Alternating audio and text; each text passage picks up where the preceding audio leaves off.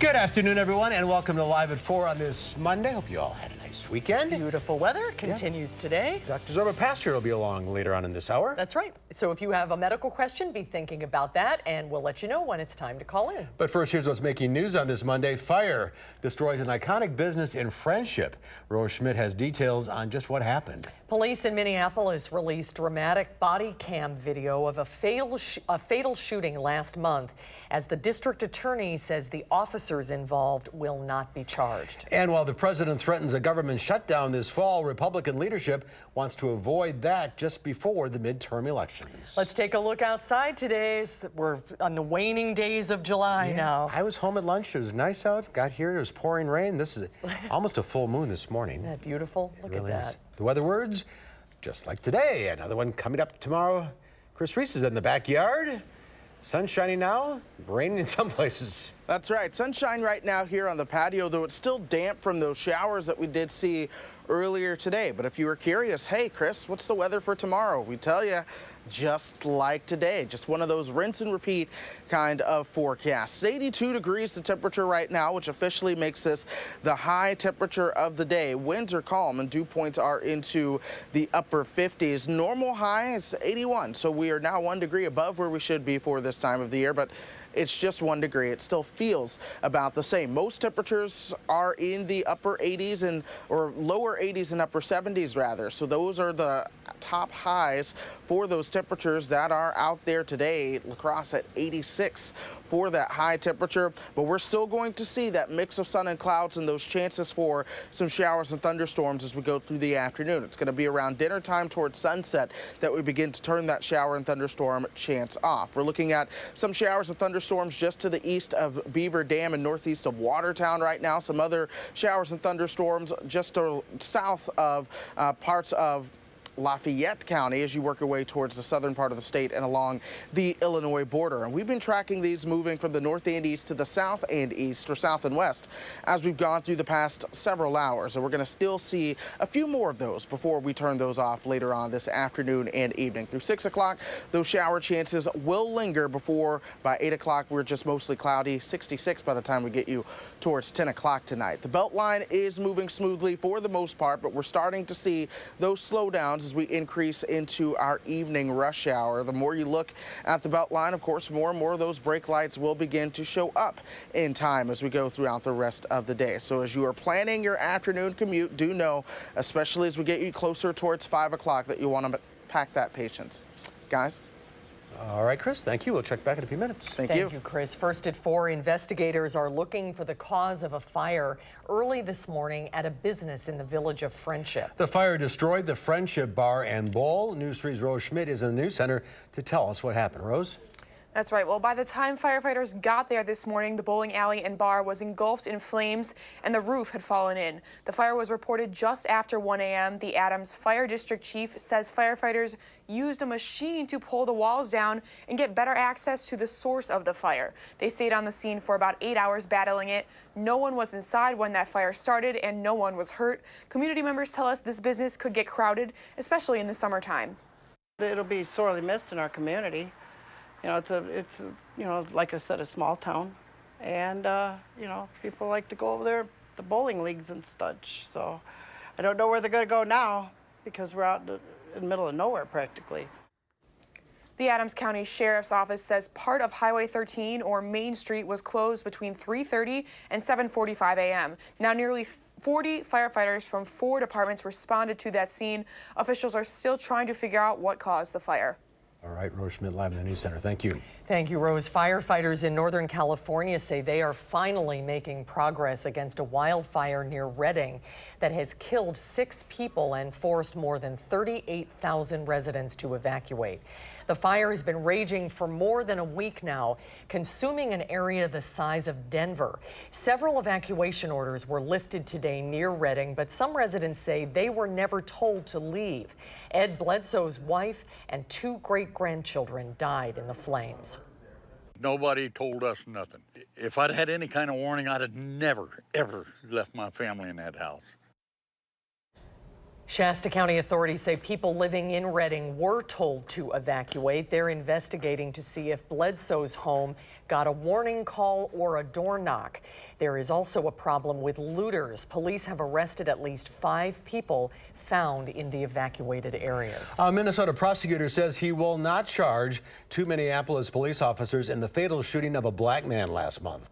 Police released dramatic body camera video of the shooting. The Hennepin County Sheriff's county attorney, that is, says 31-year-old Thurman Blevins fled from officers with a loaded handgun and refused to follow commands to stop and show his hands. The officers say they opened fire only after Blevins pointed his gun at them, and the Hennepin County attorney agreed the use of deadly force was justified. Needed to be taken into account.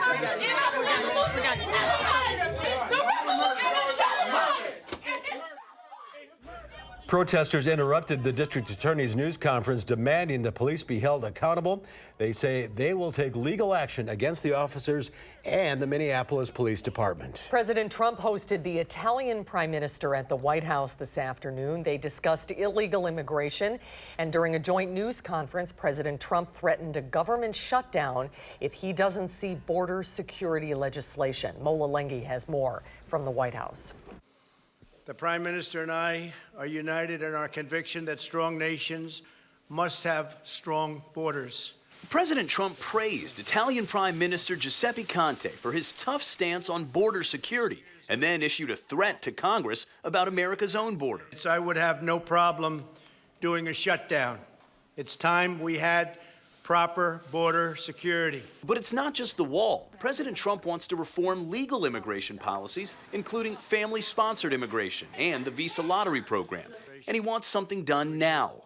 There's been many years, even decades. We have immigration laws, we have border security, we have all sorts of things going on that it's disgraceful. GOP leaders have tried to convince the president that a government shutdown just a month before the midterm elections could make it hard for Republicans to keep control of Congress. Senate Majority Leader Mitch McConnell insisted last week the government would not shut down before the election and said border security funding would likely have to wait. President Trump also fielded a question about tensions with Iran. Are you willing to meet with President Rouhani? With anybody. I believe in meeting.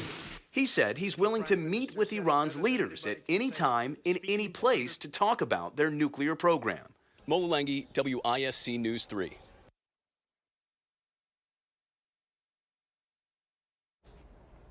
President Trump said he would meet with the Iranians as long as they wanted to talk with no preconditions. He said he believes talking is the way to solve the world's problems. Madison residents can now vote absentee in person at local libraries. The polling place is open today at 9 libraries and will stay open until August 11th, just 3 days before primary election day. Amanda Quintana is here with why students are being encouraged to take advantage of early voting. Yes, well, Election Day is the same day as Move-Out Day. That's both for University of Wisconsin and Edgewood College students. So getting to the polling place that day might be a little difficult. But the clerk's office says changing your address the day of the election doesn't mean you can't vote. It takes 10 days to establish residence. So as long as you move within 10 days of Election Day, you still vote at your old polling place. For groups inspiring young voters like Next Gen Wisconsin, this makes it even more important for them to make sure students know this and plan ahead. The enthusiasm is there and the passion is there. It's just making sure that people have the information and the tools that they need to exercise that. Joe Waldman admits Election Day falling on Move-Out Day is a challenge, but with the unprecedented engagement we're seeing from young people, he's confident it won't stop them from voting. Now, from next Monday, the 6th, to Thursday, the 9th, students will be able to vote on campus at UW, at Union South, the Memorial Union, and the Student Activity Center. Students I spoke to say that those that are engaged already know this and are planning ahead. Yeah, if you want to vote, do it early because it's going to be busy that day. Yes. All right, Amanda, thank you. Thank you, Amanda. Tech stocks weighed heavily on Wall Street, bringing the sectors down. The Dow Industrials lost 144 points, ending the day at 25,306. The NASDAQ Composite plunged 107 points, and the S&P 500 was off 16. Well, there's more to come before Tom Cruise is back on the big screen in the latest installment of the Mission Impossible series. How does the 6th film in this franchise stand up? Our Will Loper will tell us what he thinks of Mission Impossible Fallout when Live at 4 continues.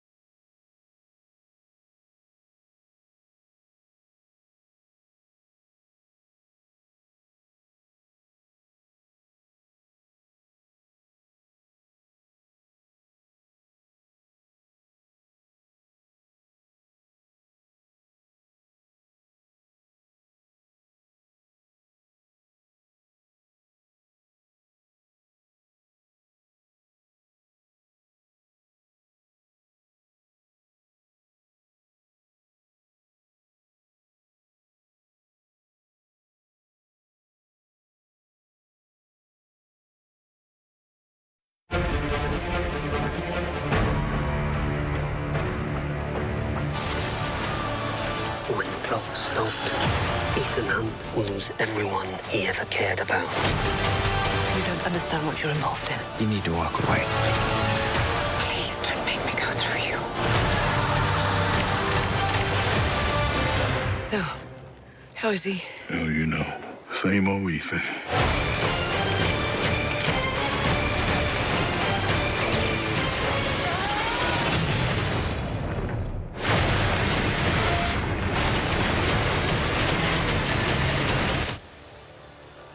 Well, that was a clip from Mission Impossible Fallout, one of the newest movies to sprint into theaters. Is this a mission worth taking, or should the movie self-destruct after viewing? Here to let us know more, film critic Will Loper. Hi, Will. Hi, Mark. That's a great sequence. And the music. You gotta love the music. The music is gonna be stuck in my head, just like Mamma Mia. Yes. So, we're 6 movies into this franchise. Tom Cruise, he's nearly 60, but somehow he still brings the thrills, the stunts, and the action to make a satisfying movie.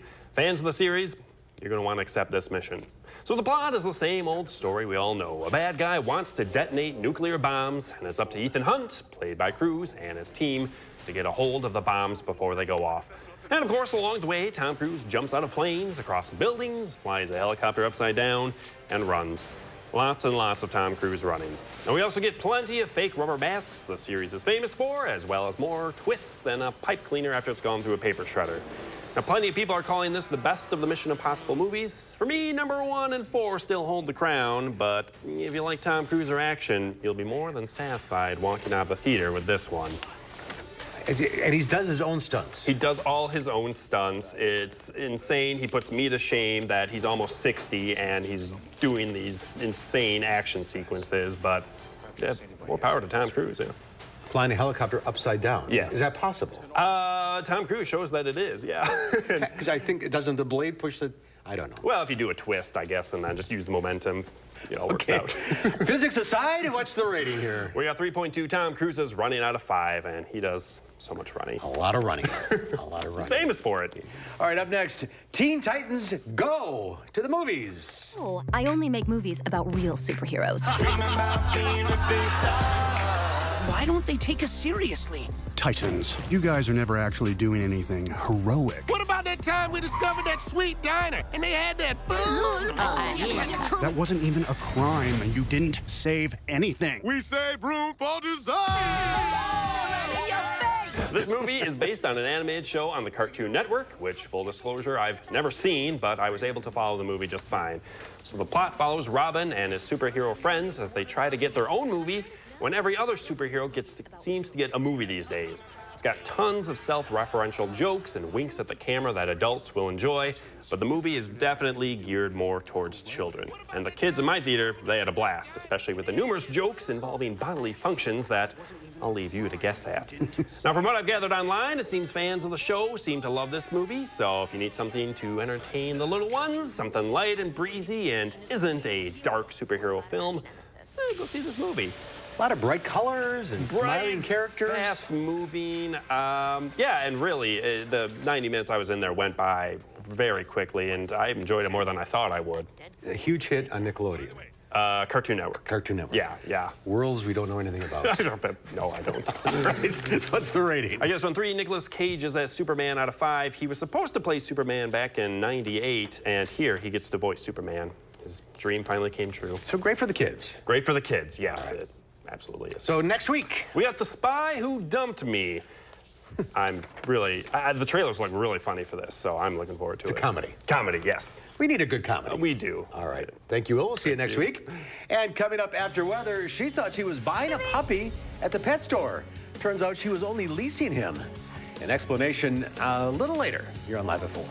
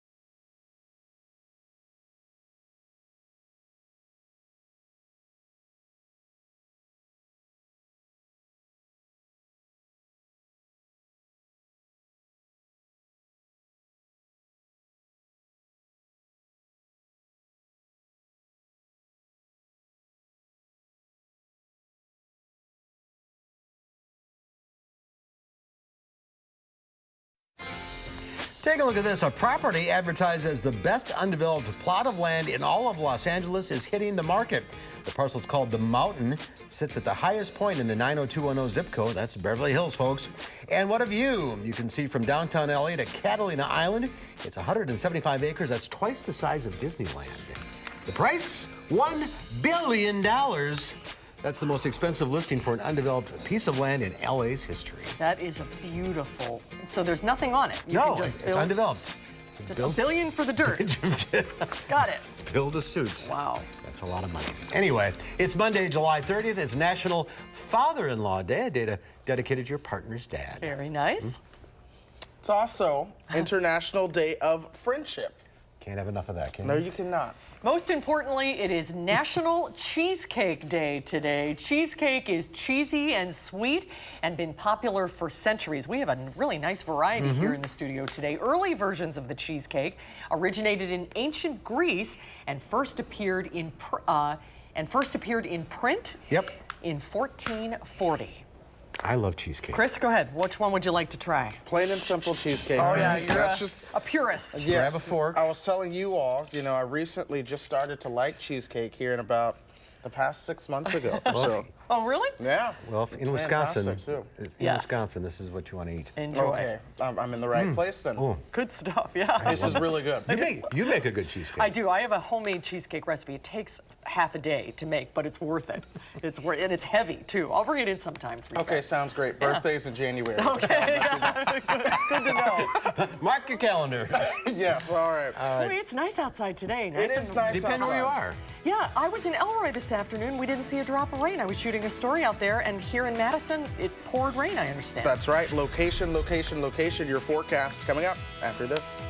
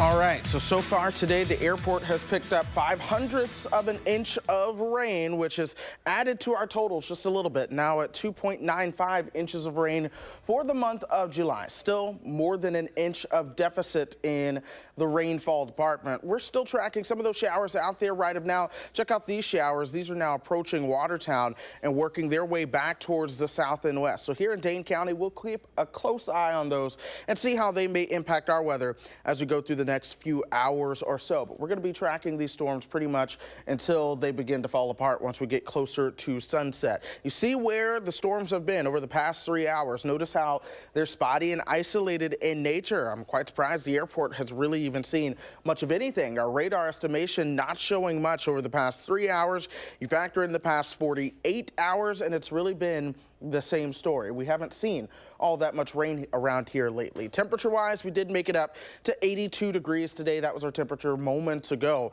and we are 1 degree above normal with that one, but it's about what it should be like for this time of the year. We're now at 78 with a thunderstorm being reported at the airport as of now. Dew points still in the 50s and 60s around town. So yes, there's a little bit of humidity out there, but it's not all that much. It's not unbearable. Still, for this time of the year, it feels quite good. And we're going to keep those dew points low into the 60s and upper 50s as we go through the next 12 hours. So no needs to really worry about that humidity if you do have some afternoon plans. But nonetheless, we're going to be watching the cloud cover. I'm going to go ahead and show you guys the past several hours of cloud cover. Watch how the storms begin to just pop up. We went from nothing early on in the morning, and then you see, boom, clouds begin to pop up.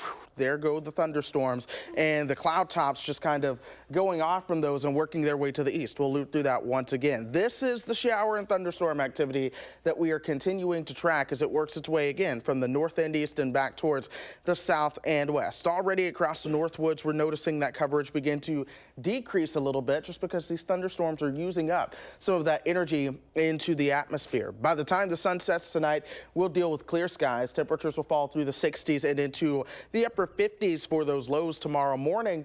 But then, of course, today's weather words, just like today. Tomorrow will be just like today. Again, we'll see that chance for some isolated showers and thunderstorms to pop up into the afternoon and evening. And once the sun sets for tomorrow, we'll turn that shower and thunderstorm chance off once again. This region of high pressure out over the Dakotas gradually working its way south into Kansas. It's a region of low pressure over the Ohio Valley that we'll pay attention to as we go into the next couple days, along with the cold front coming in out of Canada. Between the two of those, that'll squeeze in the chance for some showers and thunderstorms again on Wednesday and into Wednesday night, headed into Thursday. That's the next biggest chance for rain that we do have around here, and of course we need it. We are abnormally dry, especially across parts of central and north central Wisconsin. Here in Madison, we are not officially in drought conditions. That's simply because the amount of rain that we have had over the course of the year. But oddly enough, we are below average by over an inch for the month of July in terms of how much rain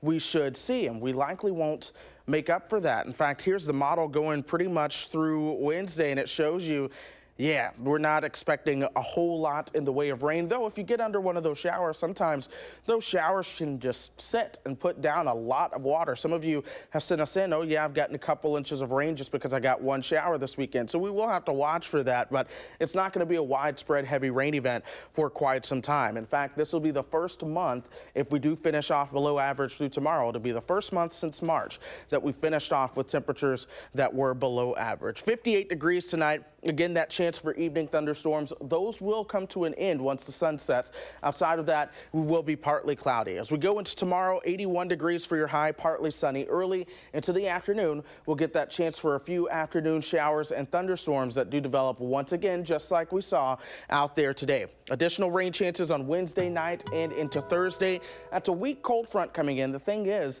it's not all that much of a cold front, so temperatures will stay fairly warm, but we'll sweep out some of the humidity just a little bit. 82 by Friday. Check out Saturday, the potential for 88 degrees. A ridge of heat's going to try to flex a little bit of muscle as we go through the next 10 days. So once again, we will likely talk about the heat index at some point towards the end of that, but behind it, it's not in the forecast yet, so there's still a long way to go and a lot that can change. But behind it, there are signs of another cool down. The thing is, the way the models are operating as of now, sometimes these cool downs come in, and then the closer and closer they look, the weaker and weaker they look as well. So we're going to keep a close eye on it. Enjoy this nice cool weather that we have now. Summer's not over yet. Summer is not over by any means, although it is the time of the year that the leaves do begin to change. I learned that today, so. It's almost August. It's almost, yep. Where did the summer go? All right, Chris, thank you. Thank you, My Chris. pleasure. Well, animal lovers are calling attention to a controversial tactic being used by some pet stores. Customers say they thought they were taking out loans to finance and own pricey pets. But instead, they say they were duped into signing a lease agreement. Vladimir Dutier reports. I was just appalled. Courtney Peterman says she thought she was taking out a $3,000 loan to buy dogs Cass and Max at a Connecticut pet store in 2015. She signed a contract, made a $187 payment, and took the dogs home. Good boy. 18 months later, Peterman expected the loan to be paid off, but she called the bank and was told she had almost 20 more payments to go. When I asked how that was possible when it was only a $3,000 loan, and I was told it wasn't a loan at that point, it was a lease. What are you doing, huh? She kept making payments, fearing the worst about what would happen if she defaulted. I was like, okay, what bills am I not going to pay now so that way I can make sure no one's going to knock on my door and take my dogs away. The contract was with the leasing company WAGS. Peterman signed it electronically at the store and admits she didn't read it carefully when it was sent to her later. This is simply a business that's built on deception and cruelty. Jenny Lintz is with the ASPCA. Just like someone who goes to a car dealership, people get distracted thinking about the monthly payment and might then no longer negotiate that sticker price. Once they start adding in the fees, all of a sudden a dog that you could have bought for $1,500 is $5,000. But more trouble comes trying to get out of the contract. Even people whose pets have died during the course of the lease are continued to be expected to pay. If the pet that you're leasing dies, you are still responsible for paying however many months or years are left on the contract? Yes. The first question consumers need to ask is this a lease? Leslie Fair is an attorney with the Federal Trade Commission. She says pet leasing has been on the FTC's radar for about 3 years. And while it's not illegal, pet shops can be held responsible. Companies have an obligation to make sure, first, that consumers know it's a lease. Second, that the terms are very clear up front. Consumers need to read these contracts very, very carefully. Peterman was able to get out of her lease after filing a complaint with the Better Business Bureau. In the end, she paid about $5,600 to officially own the dogs. Don't finance a dog ever. If you don't have the means to pay for a dog, you shouldn't be paying for one. Last year, California and Nevada banned pet leasing. This year, New York is expected to become the third state to ban the practice. We reached out to the Connecticut pet store where Courtney Peterman bought her dogs and have not heard back. WAGS Lending would not provide a comment for our story. Vladimir Dutier, CBS News, New York. I have never heard of such a thing. Neither have I. What an interesting story. You sure you're not leasing Louis? Maybe You better double check the paperwork. No, I never thought about that. Yeah, well now you know. It's an important question to ask. Am I leasing this animal? Oh my goodness. I wonder what the mileage is. Speaking of pets, it's time to meet our pet of the week from the Dane County Humane Society. Marissa DeGroot is here with Sadie. She is a senior rat terrier. Oh, she looks a little nervous. It's okay, Sadie. She's very cute. She is. We'll meet Sadie when Live at 4 continues.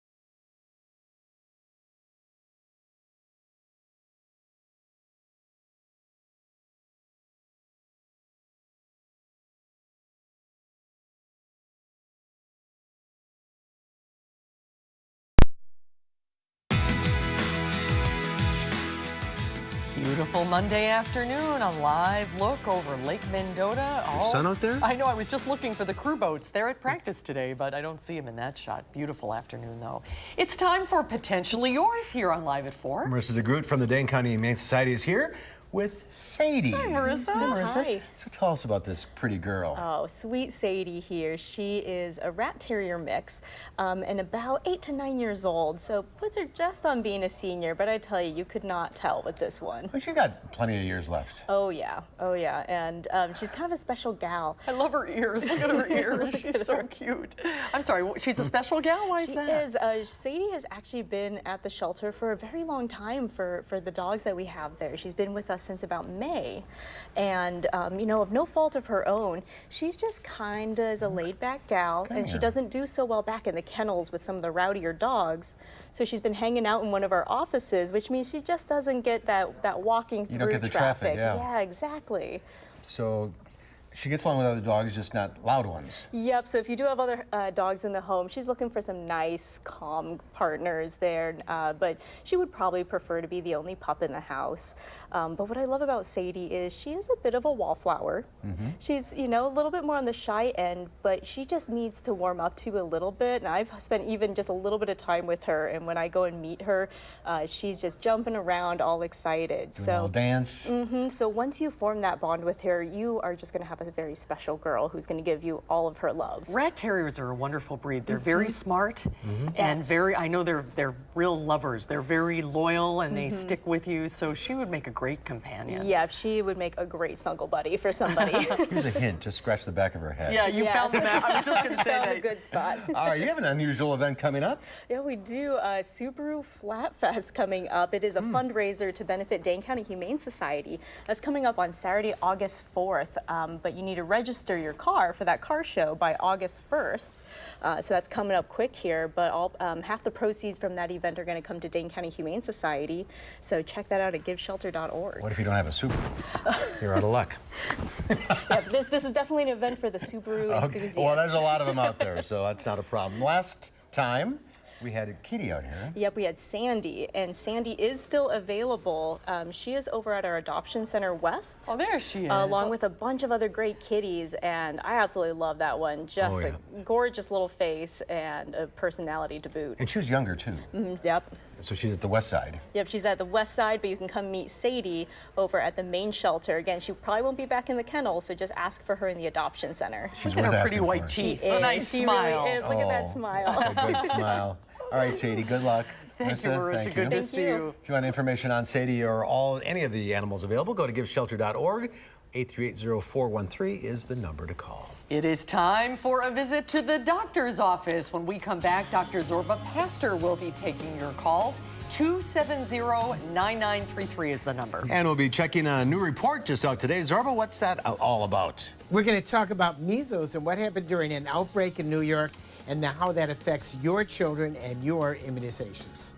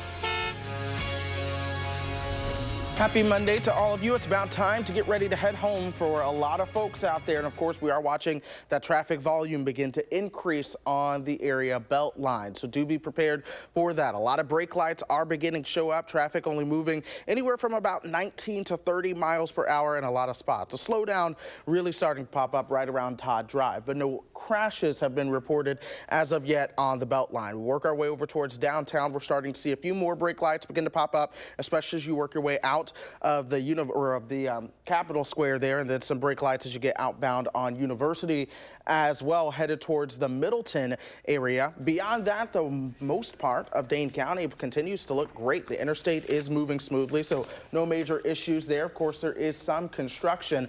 Do know that if you're headed eastbound on John Nolan or westbound John Nolan towards Verona Road, or between John Nolan and Verona Road on the Beltline, it's going to take you a little bit of a slowdown, but no major slowdowns have been reported as of yet. Guys? All right, Chris, thank you. A woman in Port Washington is making Wisconsin proud. She's shotgunning beer out of a dead fish. Video posted online, more than 350,000 views. In a phone interview with a Milwaukee TV station, she says the experience wasn't that bad and she'd like to see more women do it in the future. I don't think it was that good either. Oh, dear Making gosh. Wisconsin proud. Yes. And her mother. Our doctor on call, Robert Pastor, is with us again today from his clinic in Oregon. We're taking your health calls, 270-9933. If you're on the line, stay there. We'll get to you in just a second. Hi, Zorba. First, we're going to talk about a new study about a measles outbreak in New York a while ago. Hi, how you doing? Right. Very good, thanks. Yeah, I think the importance of this outbreak is really highlighting the importance of immunization. So in 2013, there was a child who came back from the United Kingdom. Parents had not immunized him either because they were lazy or because they just didn't want to do it, because they had gone to London, therefore they had money, so there was not a money issue.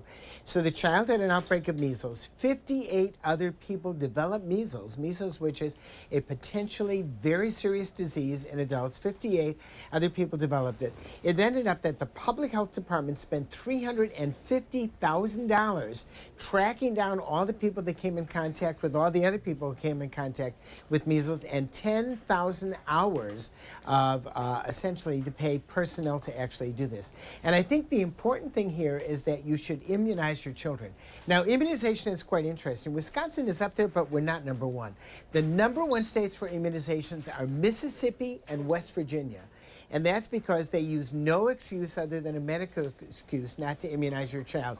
Don't immunize your child, can't go to school. That's what they say in those states. And a lot of people believe that immunizations cause autism. It does not. The doctor who actually faked the data who did that had his license taken away in the United Kingdom. And get this, he gets $10,000 a lecture to talk about how immunization causes autism, even though it was all fake stuff. So the bottom line here is, get your kids immunized, and if you're an adult, get the new shingles vaccine and get both pneumonia vaccines, because immunizations save lives. All right. There it is. Bottom line. All right. Get to the phones. We'll start with Betty in Madison. Hi, Betty. Hi there. I was wondering, doctor, if you can have too much vitamin water. I like it better than water to hydrate. I think vitamin water. I like the taste of it. Vitamin water is great, and the answer is no. You cannot have too much vitamin water. There's some vitamins you can overdose on. You can take too much vitamin E and too much vitamin D, but we're talking about 5,000 or 10,000 units a day. Vitamin water is just fine. Drink it up. So much better for you than Coke. Oh, yes, that's for Dew. sure. Yes. Okay, let's go to Patricia in Partyville. Hi, Patricia. What's your question? Hi. I'm constantly fatigued. I've had umpteen dozen blood tests done. I've got a CPAP, which I literally hate, but I use it religiously. And I can sleep anywhere from 12 to 20 hours a day and still be tired. I sit here and watch TV, and I can barely keep my eyes open. It's just absolutely ridiculous, and they can't seem to figure out what is wrong. I got some B-complex earlier this week, and I also got a bright light, and so far, I don't know, probably haven't used it long enough, but, I mean, this is just absolutely insane, and I've been like this for years. Fatigue is a very, very difficult thing to figure out sometimes. Not easy, certainly not easy. I won't come up with the answer today, but a couple of different things. First of all, second opinion is always important, going somewhere else to see. Number two, depression can often be a major issue in fatigue. Either it causes fatigue or it's part of fatigue. The CPAP machine, like you said, and essentially getting another opinion. Those are the things that I would recommend. Checking your thyroid. Sometimes it's a very difficult thing to figure out. Got to find a doc on your side to figure out what the answer might be. Yeah, okay. Let's go to John in Janesville. Hi, John. Hi, doctor. Diagnosed with prostate cancer in February, went through 43 radiation treatments, and the only drawback I had is frequent urge to go to, the bathroom, urination at night. Right. So they gave me Flomax, and I take one tablet a day. Now, I didn't take it for a day or two, and man, I was up 5 times last night. Is there any repercussions for taking that, or can I take that long term? You can take it. Flomax is a drug that's used for many years. It's been on the market, I bet, close to 20 years. It's a safe drug. It helps increase urination. And believe it or not, it's a relative of a blood pressure pill. It's very similar to many blood pressure pills, one called Hytrin, and we've had people on that for 20, 25 years. If you tolerate it, there's no side effect for taking it longer. Take the drug. It works. All right, very good. Let's go to Kelly in Madison. Hi, Kelly. What's your question? Hi. I had a question about a new vaccination for young children that prevents a certain virus. Mm-hmm.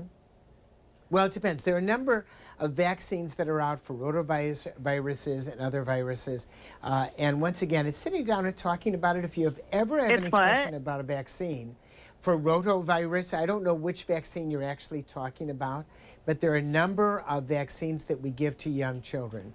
And one way to get information on it is go to cdc.gov. That's Center for Disease Control.gov. Look up childhood immunizations. It'll give you good information on every single vaccine that your child gets. And that's the go-to place to find out about vaccines. Vaccines really work. They're important. We're back to vaccines, so I think we'll end it there. Thank you for everyone for calling in. Zorba, thank you for your time. We'll see you soon. Thank you, Zorba. See you next time. Great to be here. We'll see you guys. And we'll have a final check of your forecast coming up.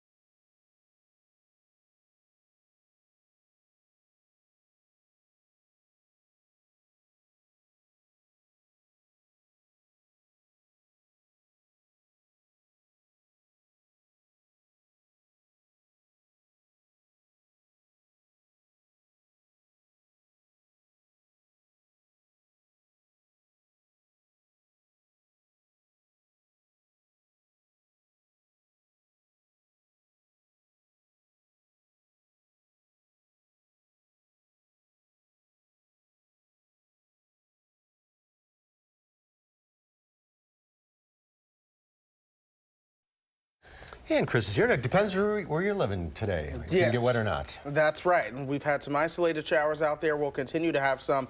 Once the sun sets, we'll turn off that chance for those showers and thunderstorms. 77 to 67 as we go through the evening. By tonight, expect your overnight low to be right around 58 degrees, partly cloudy, comfortable for this time of the year. But in the meantime, we're still going to be tracking those showers and thunderstorms. All right. Looks like some coming this way. Yes, there are. All right. Thank you, Chris. Thanks, Chris. Coming up tomorrow here on Live at 4, we'll meet a woman who is doing something good in the battle against breast cancer. Amazing Mary Goose. Charlotte Telesti will have that story tomorrow.